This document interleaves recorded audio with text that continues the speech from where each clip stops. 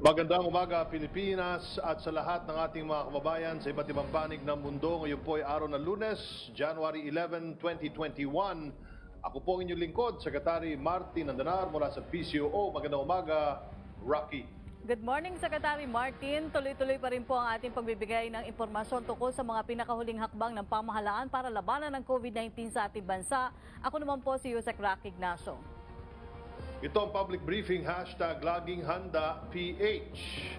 Sa ating mga balita, 6 sa 10 Pilipino sa Metro Manila nagsusuot ng face mask at face shield. Ayon sa survey na ginawa ng UP Octa Research Team. Senador Bongo nanawagan naman ng tuloy-tuloy na pamimigay ng face masks at face shield para sa mga nangangailangan. Ang detalye sa report na ito. 6 sa bawat 10 Pinoy sa Metro Manila ang hindi nakakalimutang magsuot ng face mask at face shield kapag lumalabas na sila ng kanilang bahay. Batay ito sa isinagawang survey ng UP Octa Research kamakailan. Kaya naman kahit na magbukhang sirang plaka na paulit-ulit na lang, hindi pa rin tumitigil ang Duterte administration sa pagpapaalala sa mga residente, hindi lang sa Metro Manila, na ugaliing magsuot ng face mask. At ngayon obligado na rin gumamit ng face shield kapag nasa pampublikong lugar. Stricter measures po ang dapat gawin ng gobyerno at huwag tayong magkumpiyansa, huwag nating hayaang pumasok dito at kumalat sa ating bansa. Pero batid ni Senador Bongo na maraming Pinoy, lalo na ang mga pinakamahihirap, na mas prioridad ang laman ng sikmura imbes na bumili pa ng face mask at face shield. Kaya panawagan ng Senate Health Committee Chair, dapat bigyan ng gobyerno ang mga mahihirap ng libreng mask at face shield para makasunod ang lahat sa protocol. Lalo na at may bagong variant ng COVID-19 na mas mabilis kumalat o nasa mahigit 70% nakahahawa.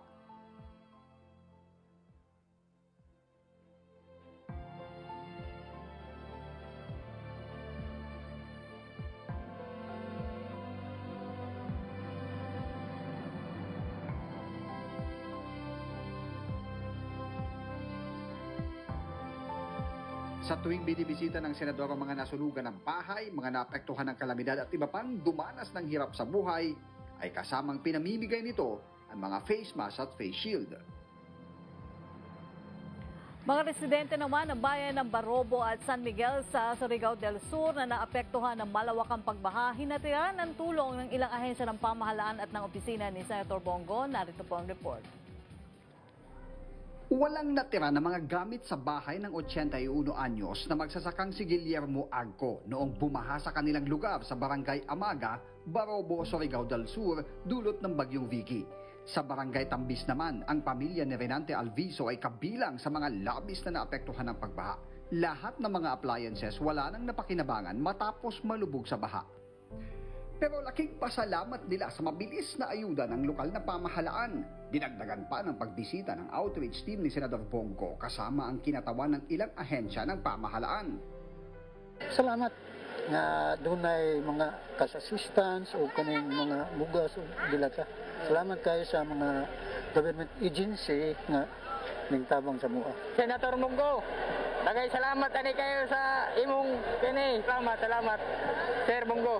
Bukod sa bike na naiuwi ni Renante at grocery pack na nakuha ni Lolo Guillermo, meron pang pananghalian, medicine pack, reusable mask kasama ng face shield ang natanggap ng kabuang 500 residente ng bayan ng Barobo habang may ilan namang nag-uwi ng tablets at bagong sapatos. Kaya naman ang kanilang mayor lubos ang pasasalamat at may hirit pa siya kay Senador Go. Ang problema lang namin kasi may isang tulay doon sa Tambes, no? Which is the Pulto talaga totally washed out. So now I am looking for a budget or asking the President to provide us. Nagkausap na rin anya sila ni Senador Go at pinoproseso na ang mga dokumentong kailangan para sa pag-aayos ng nasirang tulay. Nasa 500 residente rin sa bayan ng San Miguel ang nahatiran ng outreach team ni Senador Go ng mga grocery at medicine pack kasama ng masks at face shield, vitamins, bike at tablets. Sila ay kabilang din sa mga binaha ng pananalasa ng bagyong Vicky. Ikaw pagayod ang nakasiningod sa amo nga nina man mutabang nan kuan hinabang adi sa amo Salamat tigad kadayaw. Sir Bong, sana hatagan pa ko ng Ginoo na dako pa na kinabuhi. Amo dito ako kalaong salamati gayon Sir Bong. Salamati kadayaw. Sa pagbisita ng tanggapan ni Senador Go sa mga bayan ng San Miguel at Barobo, kasama rin dito ang mga kinatawan ng DSWD at Department of Agriculture na nagbigay ng ayuda. Habang nagsagawa naman ng assessment ang mga taga-DTI, TESDA at National Housing Authority para sa dagdag tulong sa mga residente sa lugar. Kung sa ikaayuan, kung tabang at hindi na ito, kung ako isig na tao, ang ng buwan ng gano'n, hindi na ito nakikinig mo na. Basta kami nagsisimula nito, parang dayang magpumilo sa inyo, para sa servisyo sa tao, servisyo sa inyo.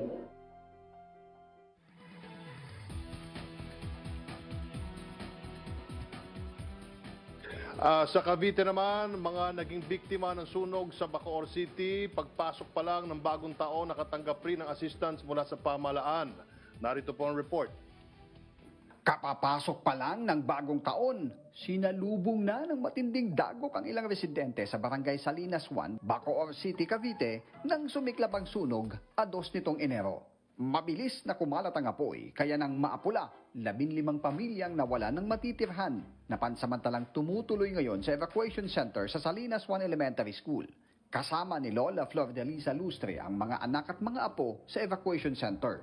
Malaking tuwa nang dumating ang outreach team ni Senador Bongo para maghatid ng tulong. Nagustuhan ko po ang kapatagaran ni Bongo. Idol ko po siya. Presidente Duterte. Kasi maganda ang patakaran nila. Maraming po salamat. Araw-araw nagkain kami ng masagana. Sobra-sobra ang pagkaon sa akong mga apo, kasama ko at saka ang mga anak ko. Maraming salamat. Senador Go at Presidente Duterte. Bukod sa mga pagkain at grocery pack na binamigay ng tanggapan ni Senador Go, may kasama ding vitamins, mask at face shield, sapatos, bike at tablets. Bagamat walang nasaktan sa insidente, pinaalalahanan sila ng senador na huwag magatubiling lumapit sa malasakit center sa kanilang lugar kung may medikal na pangangailangan. Namahagi naman ang cash assistance ang DSWD sa mga nasunugan, habang livelihood assistance naman ang ibibigay ng DTI at housing assistance mula sa NHA kapag nakumpleto ng assessment sa mga benepisyaryo. Kaya habang nasa evacuation center pa sila, pinaalalahanan sila ng senador na sundin ang mga health protocol na pinatutupad para hindi mahawa ng COVID-19. Sumunod muna tayo sa gobyerno, hugas ng kamay, social distancing. Huwag ko kayo mag-alala mga kababayan ko dyan sa Bacoor.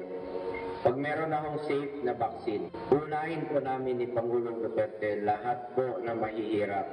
Unahin po namin kayo dyan sa Bacoor. Hindi kayo mahuhuli po.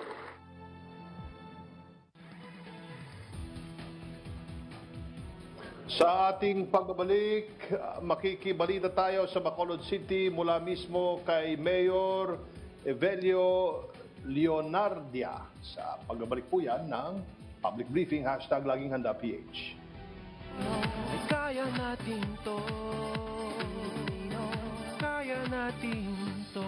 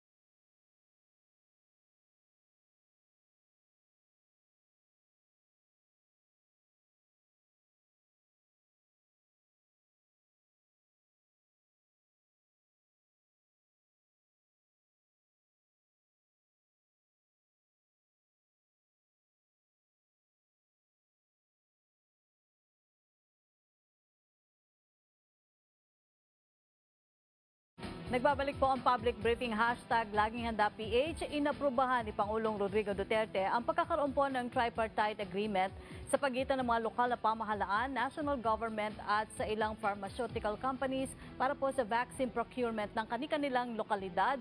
Kabilang nga po sa nakipagkasundo na para makabili ng COVID-19 vaccines ay ang Bacolod City. Kaugnay po niya makakausap po natin ang Pangulo ng League of Cities of the Philippines at Bacolod City Mayor Evilio Leonardia. Magandang umaga po, Mayor. Hi, good morning, Yusek Raki, and good morning to Secretary Martin likewise. Opo. Morning to the Philippines. Mayor, kumustahin Yes, po? ma'am. Kumustahin po muna natin ang ating mga kababayan dyan matapos nga po yung naging matinding pagbaha sa Negros Occidental noong nakaraang linggo. Ano po yung idinulot nito sa inyong lungsod at sa ngayon po ba ay maayos na o normal na ang sitwasyon ngayon dyan, Mayor? Unfortunately, Yusek Raki, Bacolod was not that hard hit. It's more on in the cities of Talisay, Silay, Victorias, and the municipality of Ibig Magaluna. Yes, Bacolod had some floods, but we can say it was not that problematic Opo. so far, because maybe it was also dependent on the amount of rain that came in. So, Bacolod it's colder here than the usual. We have 24 degrees centigrade, and that's unusual to be in that, to be having a temperature like that. That's the situation as of the moment. But the other cities were quite hard hit. Okay, Mayor, mapunta naman tayo doon sa vaccine. Nagkapirmahan po na kayo ng AstraZeneca ng tripartite agreement at nag-allocate po ang Bacolod City LGU ng 300 million pesos for the vaccine. Bakit po AstraZeneca ang napili niyong bakuna, Mayor? Well, it's like this. The League of Cities of the Philippines, or LCP, actually created a committee for vaccine availment as early as December. We thought that was a necessity, considering that this is a new body, considering that we are all so unfamiliar with the possible details that could come into having to procure this, to distribute this, and to implement all this.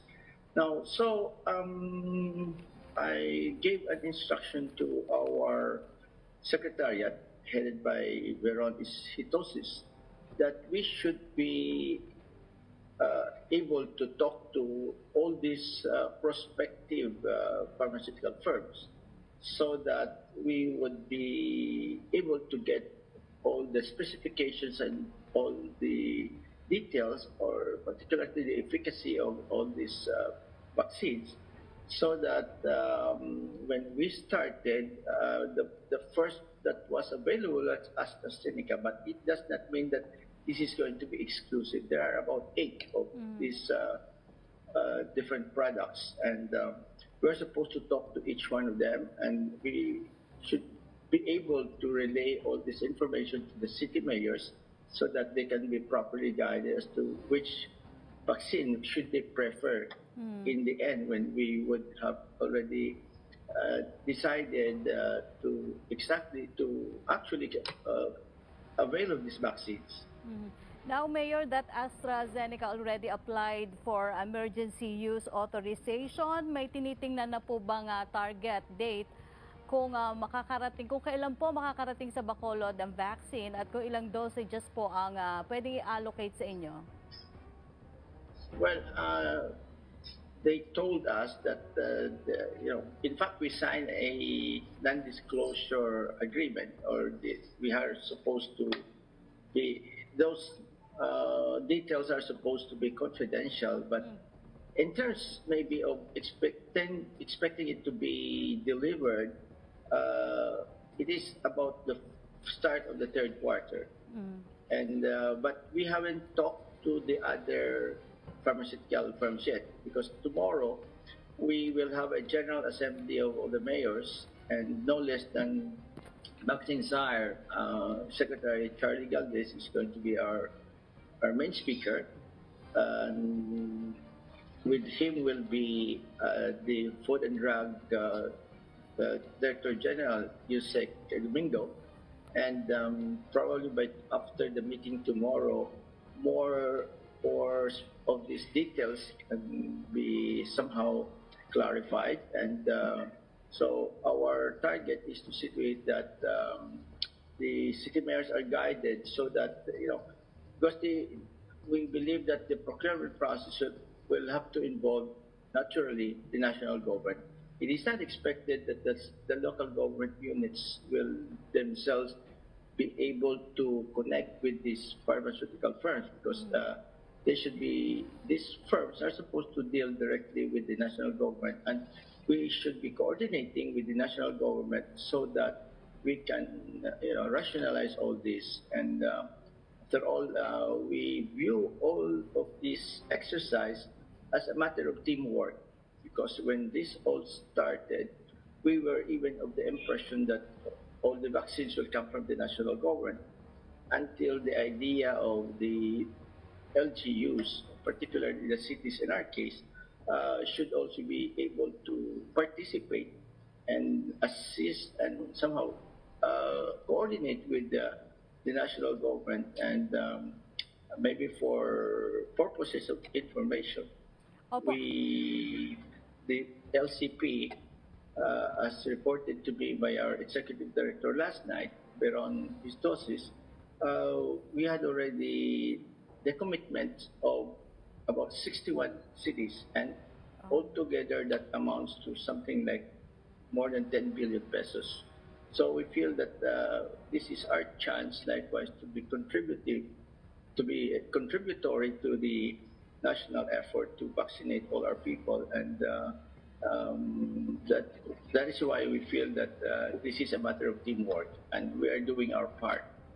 Opo. Mayor, specific to Bacolod City naman po, you allocated po ba na 300 million pesos sa budget? Saan daw po kukunin ang budget na ito, or magkakaroon o napag-usapan po ba yung budget realigning na gagawin ng LGU? We have savings, and fortunately for us, we're ready with that money.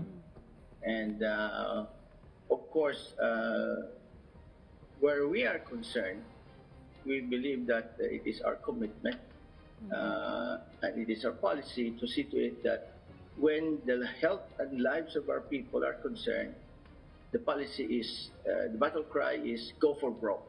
So that might mean scraping the bottom of our resources, but aside from the savings that we had allocated for this, we are committed that if push comes to shove, we're willing to realign, revert, or augment any and all items in our budget that if the need arises, we will scrape bottom. Mayor, ilang katao po yung tinatarget na mabakunahan sa inyong syudad? May priority list din ba na uunahin ang LGU, or free for all po ang vaccine?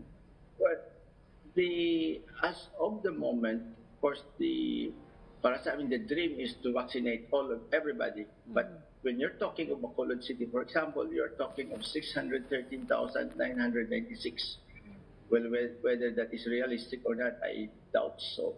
So, on the basis of the initial advices that we're getting, they told us that about 80% is already good for herd immunity, or even as low as 70%. So, approximately, we are supposed to target a little bit less than 400,000. And that is just an initial target. We believe, though, that if circumstances allow us, particularly our financial resources will be enough, then we would like to have everybody as possible to be vaccinated in Bacolod.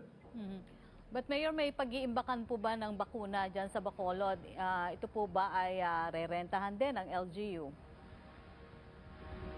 The what, please? Yung, Yusek Rocky, what was that again? Sorry. Kung meron po kayong tamang storage o pag-iimbakan po ng bakuna dyan sa Bacolod, at kung wala po, kayo po ba ay magre-renta rin? Well, in terms of some vaccines, that seems not to be a problem because their requirement is just a low of something like 2 to 8 degrees centigrade. But there are brands which may require us to store it in a much different, you know, temperature basis. And so if we're talking of the 70 minus 70 degrees facility, uh, we are asking our Legal City Secretariat to survey on this because we do not have that facility, and probably almost everybody outside of Metro Manila most likely would not have that kind of facility. So that is also something for the marketing strategies of all these vaccine firms to check on how will this be made available for all of us all over outside of Metro Manila. You're here in Metro Manila, medyo mababa po yung confidence ng mga tao na magpa-vaccine, ang pagpabakuna. Diyan po sa inyo, kumusta po yung pagtanggap ng inyong constituents based po sa information drive na ginagawa nyo tungkol sa vaccination program? Majority po ba gusto magpabakuna or may nag-express ng doubt or nag-aalinlangan po? Secretly, we believe that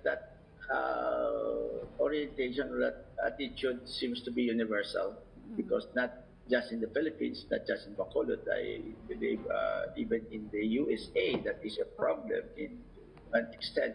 However, we are confident that once we would have intensified the um, the vaccination and the education information campaign, and I it looks like most of these people in our informal surveys are of that wait and see attitude because they do not want to be the first line. I think they would want to be, they are interested, but of course, given the past experiences of our people in vaccination, I think that is quite understandable.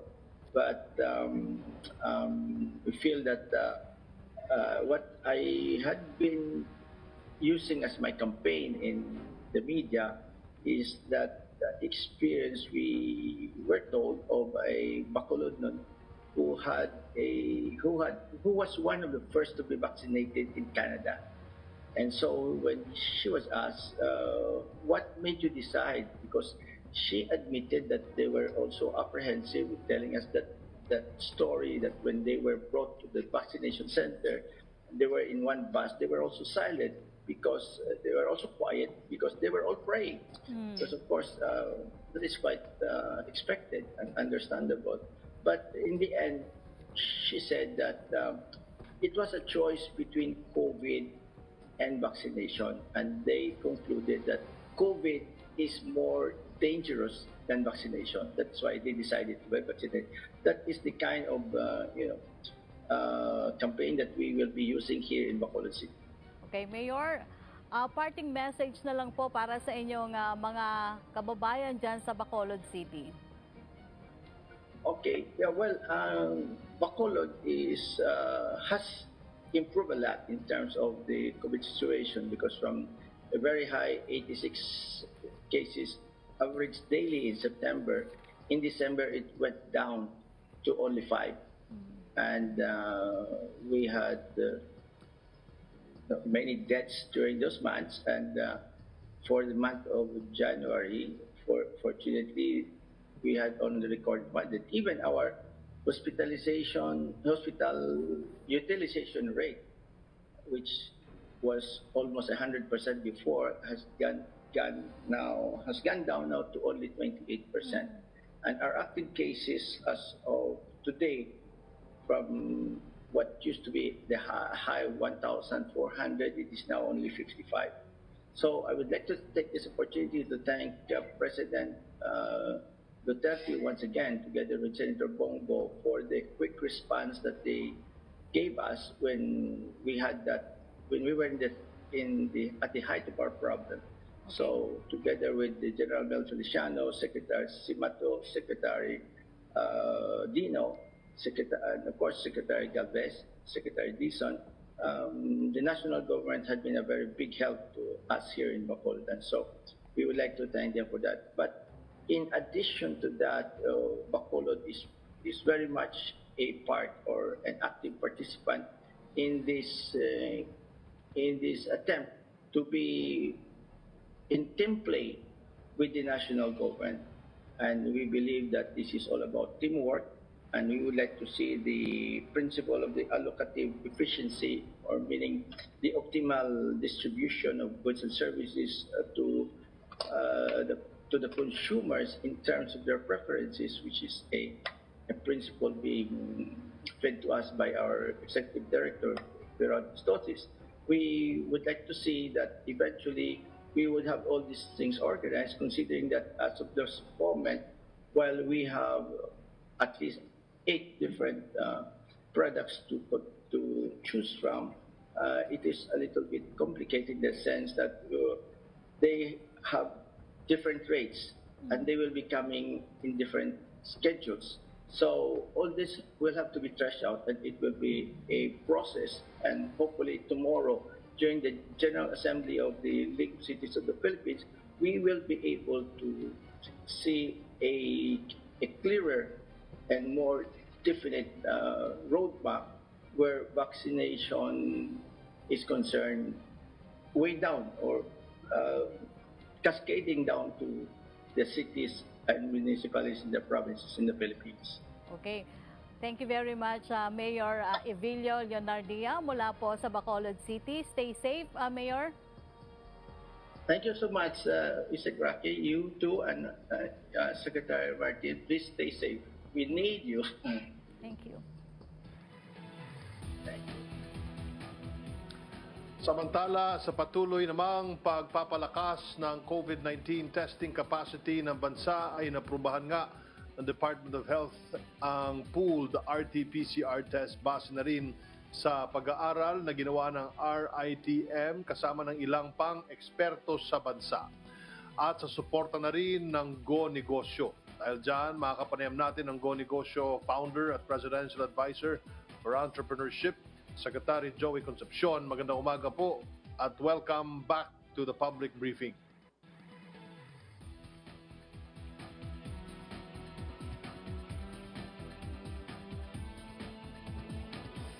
Sec Joey, are you there?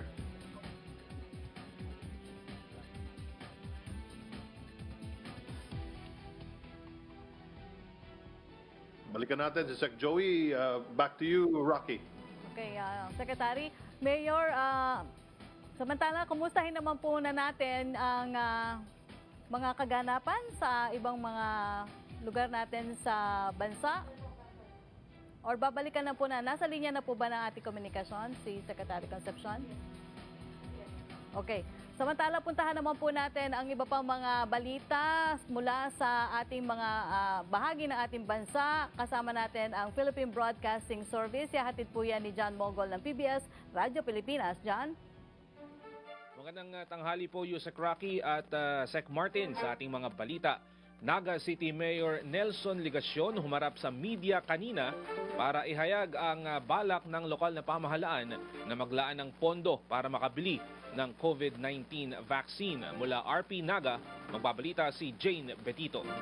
COVID Radio. Hashtag Laging Handa. Radyo Pilipinas Special Coverage. 50 milyong piso inilaan ng pamahalang lokal ng lungsod ng Naga upang makabili ng COVID-19 vaccines.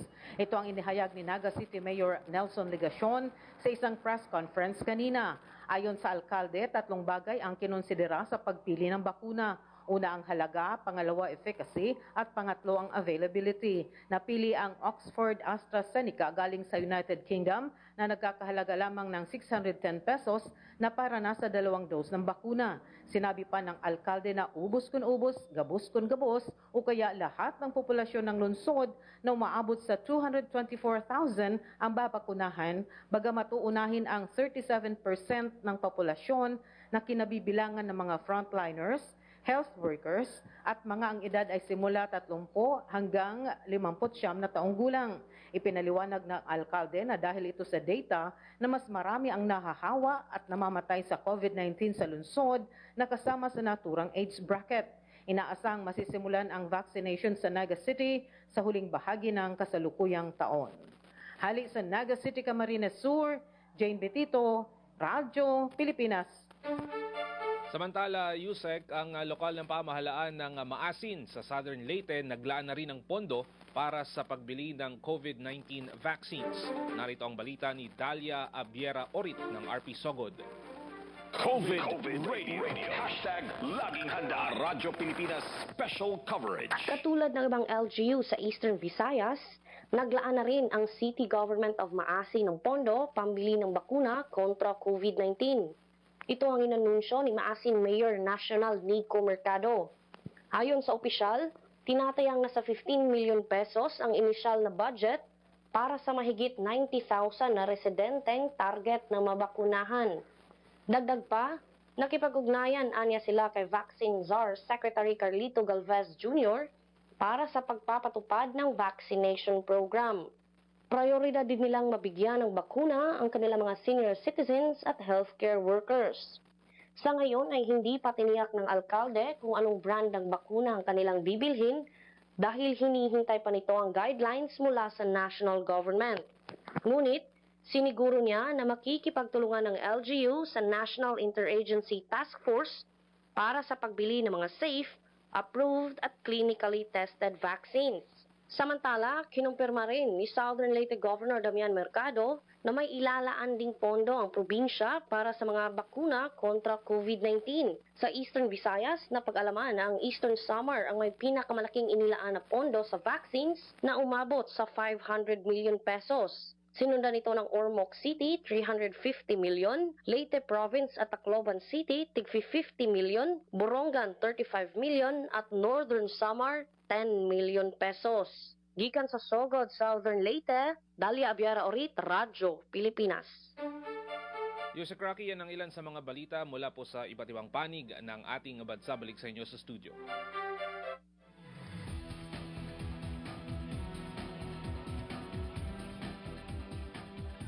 Maraming salamat, John Mogol ng PBS Radyo Pilipinas. Balikan po natin si Secretary Joey Concepcion. Sec, magandang umaga po sa inyo. Magandang umaga, Martin. Naglabas nga po ang DOH ng interim guidelines for pooled testing back in November last year, but it is only now that they express their full approval of it. Pwede niyo po ba ang ipaliwanag sa amin kung paano ba ginagawa itong pooled testing at paano makikinabang ang mga tao, employer at pamahalaan kung ito ang susunding uri ng testing? So, ang nangyari dito, natapos yung research 4 months ago, at ang nangyari dito, pools of 5 ang pwedeng gamitin. In other words, 5 people to isang test kit. So, yung kagandahan nun ay, syempre, yung cost sa pagtetest bababa, no? Kasi kaysa one person to one test, ngayon 5 tao sa isang test kit. At isa pang mangyayari dyan, hindi na kailangan ng isang equipment na medyo mahal, yung automatic extraction machine, no? So, mawawala rin yan. Pero palagay ko lahat ng laboratory bumili na rin yan. So, nandyan na rin yan. So, in effect, bababa yung cost ng RT-PCR testing. Sa tingin namin, sa pool testing using government hospitals, as low as 675 pesos, provided yung infection level is at about less than 5%. No? Kasi kung yung prevalence mas mataas sa 5%, syempre tataas yung cost kasi uulitin nila bawat let's say yung test kit positibo siya, lang 5 yan, iti-test ulit. Pero kung negative, then wala nang iti-test. So kaya it's more effective if the infection level is below 5%, talagang mas mura yung pooled PCR testing. No? Nagawa na nga ng ilang LGUs ang pooled testing at sinabi nila na talagang cost efficient ito. But how about its accuracy? Sigurado bang nadedetect natin ang mga may sakit sa COVID-19? Sorry, Martin, I didn't get the first question. Yes, Sec Joey, ito'y nagawa na ng mga LGUs. But how about its accuracy? Sigurado bang nadedetect natin ang mga may sakit na COVID-19? It's very accurate. It's as accurate as taking a individual PCR testing, no? One person to one test kit. It's just as accurate as that. And that's why DOH finally approved it, and it's been rolled out, hopefully at a faster pace. So ang kailangan natin dito, matrain yung mga laboratory technicians para paggawa ng itong pool PCR testing. And the good part here is tataas yung capacity pa natin kasi kaysa isang tao sa isang test kit, 5 tao ngayon sa isang test kit. So aakyat yung kapasidad ng isang laboratory in testing.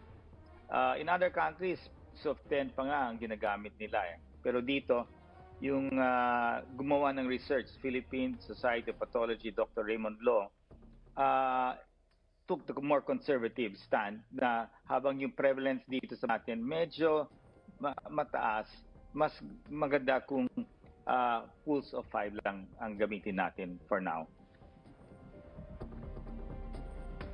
Advisable rin bang gamitin ang pooled PCR testing para sa mga high-risk areas? Magiging kasing accurate at efficient pa rin ba ang pooled testing regardless kung may mataas o mababang transmission rate sa isang community o workplace base po sa inyong experience? Definitely hindi namin gagawin. Nakita namin sa nung about 4 months ago sa Makati, medyo mataas sila nung panahon na yan, hindi umabra, lumampas pa sa budget namin ang cost. So pag yung prevalence above 10%, hindi pwedeng gawin, no? So only below 5% is the most economical. At sa nakikita natin, pati yung Makati at yung ibang lugar ngayon, medyo mababa yung prevalence. So sa tingin namin, kaya na ang gawin ng pooled PCR testing. Dito sa mga BPO, yan talagang mababa, no? Below 3%. So yan ang ginagawa. Yung sa kumpanya namin, sinubukan namin dyan at nakikita namin ang bilis at mas mura. Since ang prevalence sa pabrika namin halos 1.5%, talagang 600 plus pesos lang ang binayaran namin dito sa pool PCR testing. So talagang mas mura siya, no, kung mababa yung prevalence. Does this mean na ito na ang magiging standard testing na gagawin sa mga low-risk areas sa bansa? I think dapat pag nakita nila and they can do what they call a preliminary study, no? I-test nila muna siguro groups of about 100 to check kung even use of an muna para makita nila yung, and kung mababa, just do it. Masasave nyo dyan yung capacity, yung test kits yung masasave nyo. So marami on that, Sec Mark, we are now asking the same group to use saliva instead of nasal swab, no? Nakita natin sa Red Cross, mula nila ang research, gagawin namin official research with the same group, Philippine Society of Pathology. So, use saliva instead of nasal swabbing will not only be less painful, but it will be even cheaper kasi dyan mawawala yung swabbers na medyo mahal rin yan at mas mabilis. So, yun ang next research namin.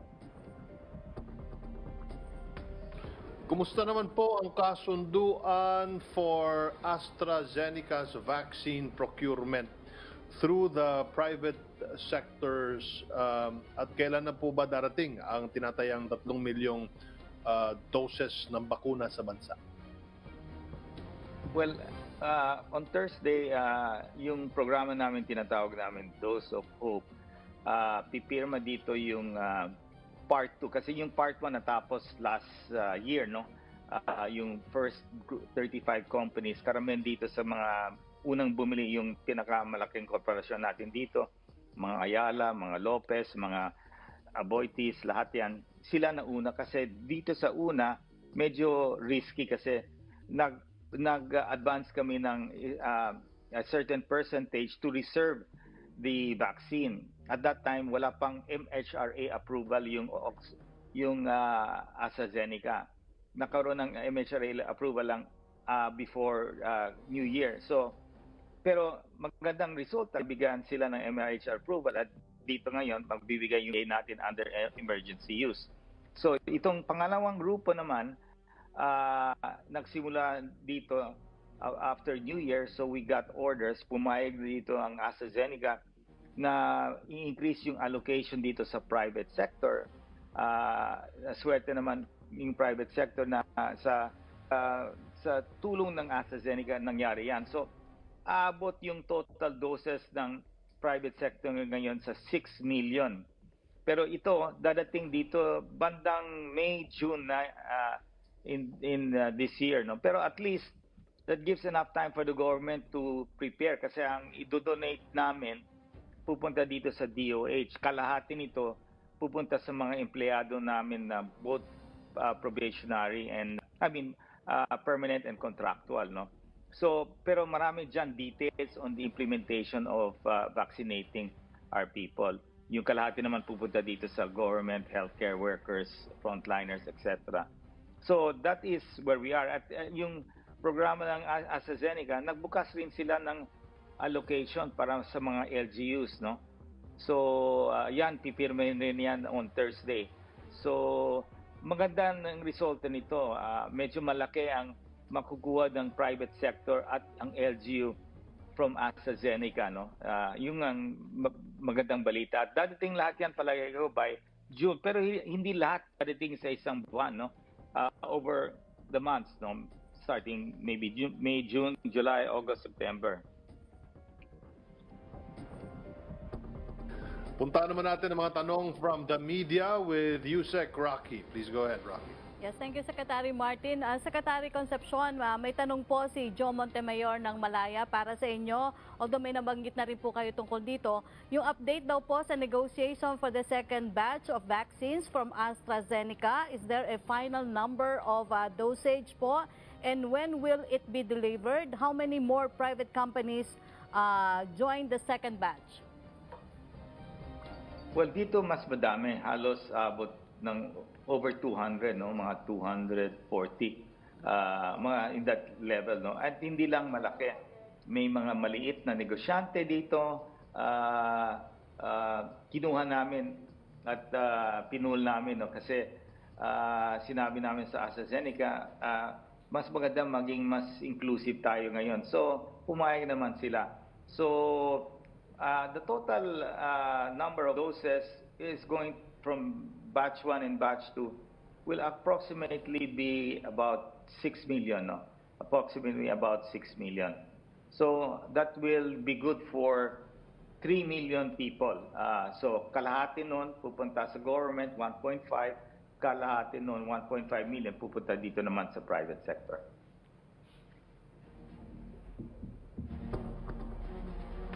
Secretary, any parting words na lang po para sa ating mga viewers ngayong umaga? Well, sa tingin natin, Sec Martin, the most important thing is tuloy natin yung safe distancing health protocols ng wearing of mask and wearing of face shields. Pero para talagang sugpuin natin itong virus, yung vaccine talaga, yun ang solution natin. Yun ang nuclear warhead natin para talagang mabuhay uli ang mga negosyante. Yung health na risk natin talagang will go down and siguro naman ma-eradicate itong virus. So talagang the focus right now of the private sector is to help the government sa vaccine. No? And I'm glad and I'd like to thank AstraZeneca for really helping the Filipino people. No? They've gone all their way to really try to maximize the vaccines to come to the Philippines. Kahit itong order na to medyo lumampas na sa pagbibigay ng MRH. No? Ibig sabihin nun, yung mga ibang bansa na malaki na may pera, nag-bet sila, nag-deposit sila maaga pa. So nag-risk sila. Pero sa Pilipinas, halos tayo, dito lang tayo nag-order. Naswerte rin tayo na they got their MHRA approval. So, and Astra lived up to keeping the allocation. So, aabot dito mga 16 million pipirmihin dito sa Ontario. So, magandang balita yan. But that is still not enough. No? We need to 70 to 80% of our population para talagang subuin natin ito virus at para rin natin sa ekonomiya at yung mga maliit na negosyante mabubuhay uli. No? Maraming salamat po, Secretary Joey Concepcion. Stay safe po kayo, sir. Salamat. Samantala, balita naman po mula sa Cordillera, Mayor Benjamin Magalong muling nanawagan sa pakikipagtulungan ng publiko sa medical practitioners at health experts sa Baguio City. COVID-related deaths sa syudad tumaas ng 40%. May report si Florence Paitocan. Florence? Magandang umaga, Yosek Rocky. Hiniling ni Mayor Benjamin Magalong sa publiko ang pagtutulungan ng mga private medical practitioners at mga health experts dito sa lungsod upang malutas ang pagdami ng COVID o coronavirus-related disease o COVID-19 related deaths dito sa lungsod.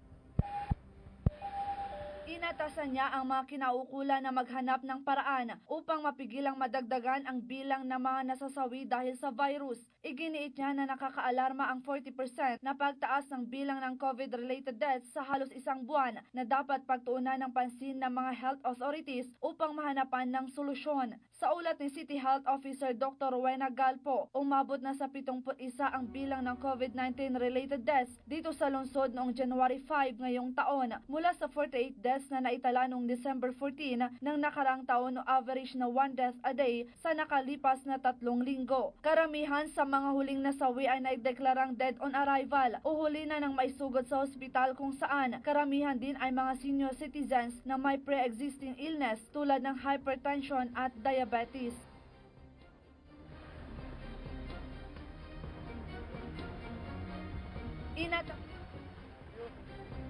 Muli ay iginiit ng mga kinaukulan ang mas mahigpit na implementasyon ng basic health and safety protocols dito sa lungsod, partikular ang pagsuot ng face mask, face shield at pagsunod ng physical distancing.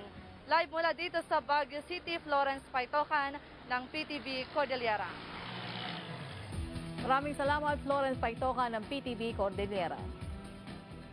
Sa Davao City, mga lumabag sa face mask ordinance ng syudad simula Hulyo ng nakaraang taon, umabot na sa 900 individuals. Ang detalye sa report ni Julius Pacot.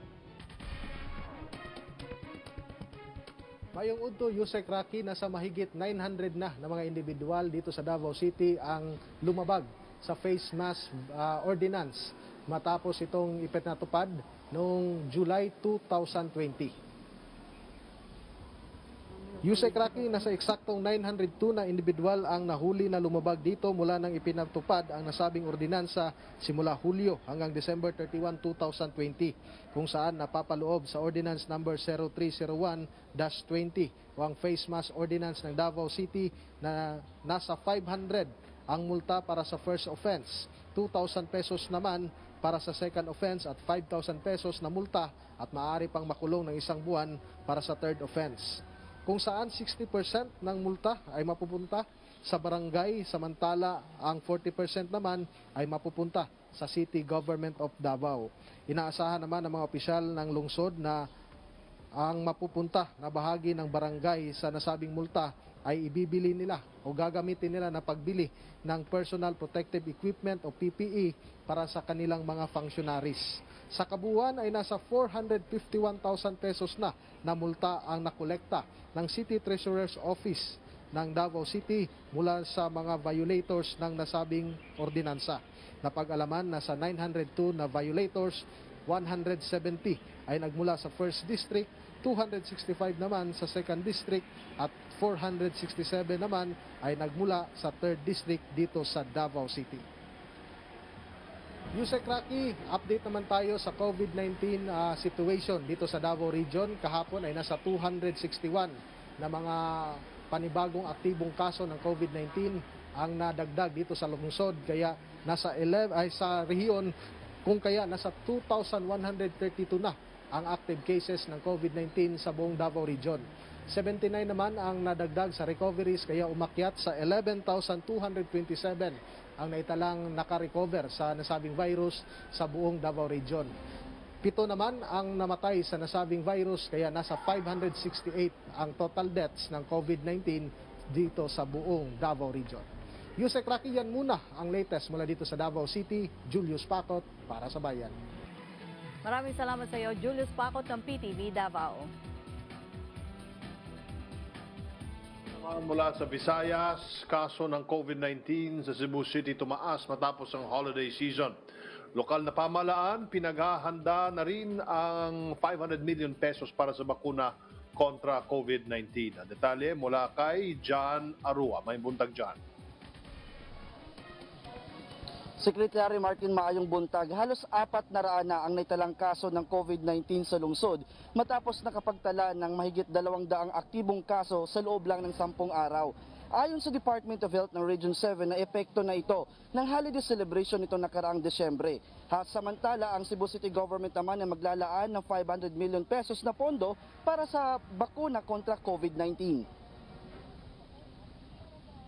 Sumipa ang kaso ng COVID-19 sa Cebu City sa nakalipas na 10 araw. Umabot sa 257 ang naitalang active cases ng COVID-19 sa lungsod simula January 1 ngayong taon. Sa kabuuan, nasa 370 na ang aktibong kaso ng COVID-19 sa lungsod matapos nakapagtala ng 49 kahapon. Ayon sa DOH, epekto ito ng holiday celebration nitong nakaraang Desyembre. Ikinababahala rin ng kagawaran ang posibleng pagtaas ng kaso ngayong pista ng Santo Niño, kung saan libo-libo mga deboto ang dumadagsa sa mga aktibidad ng simbahan. We need to be more mindful and to be, dapat tutukan natin. We have to be very, very careful.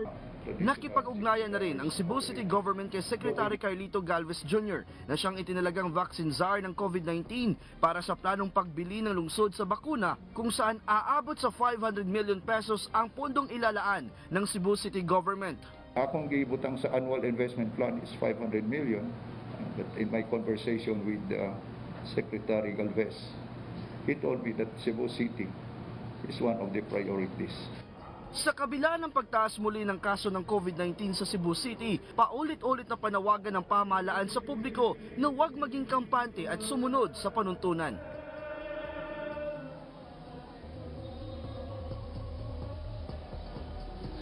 Secretary Martin, bagamat inasahan na ng Department of Health na tataas ang kaso ng COVID-19, ngunit ikinaalarma nila ang biglang pagsipa ng kaso ng COVID-19 dito sa lungsod ng Cebu.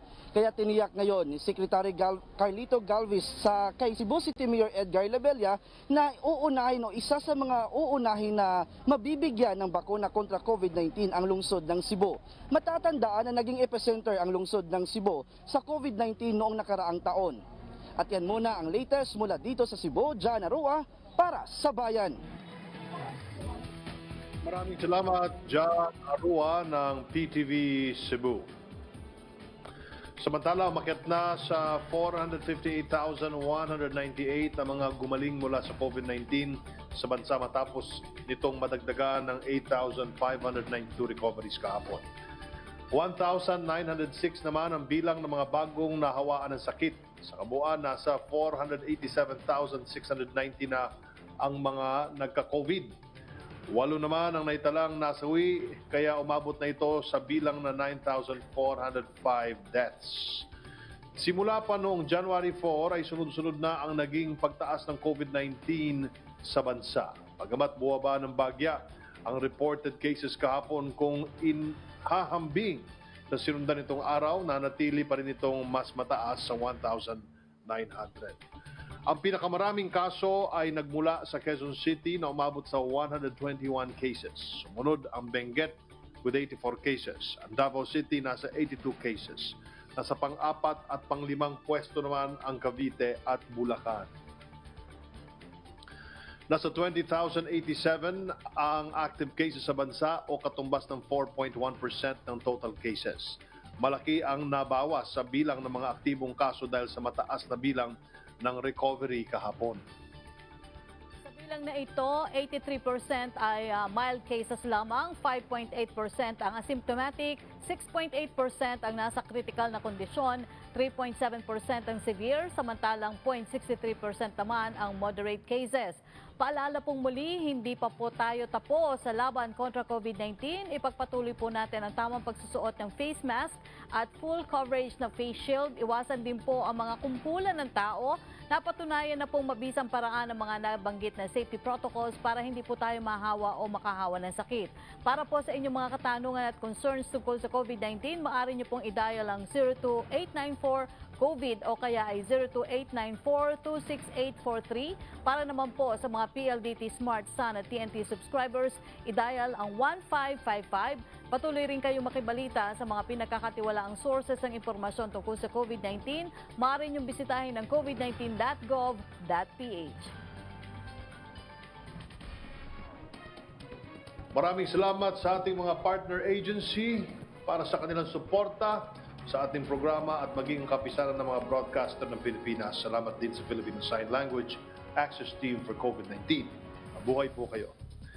At dyan po nagtatapos ang ating programa sa araw na ito. Ako inyong lingkod, Secretary Martin Andanar ng PCOO. Ako naman po si Yusek Rocky Ignacio. Hanggang bukas pong muli dito sa Public Briefing, #LagingHanda PH. Kaya natin to.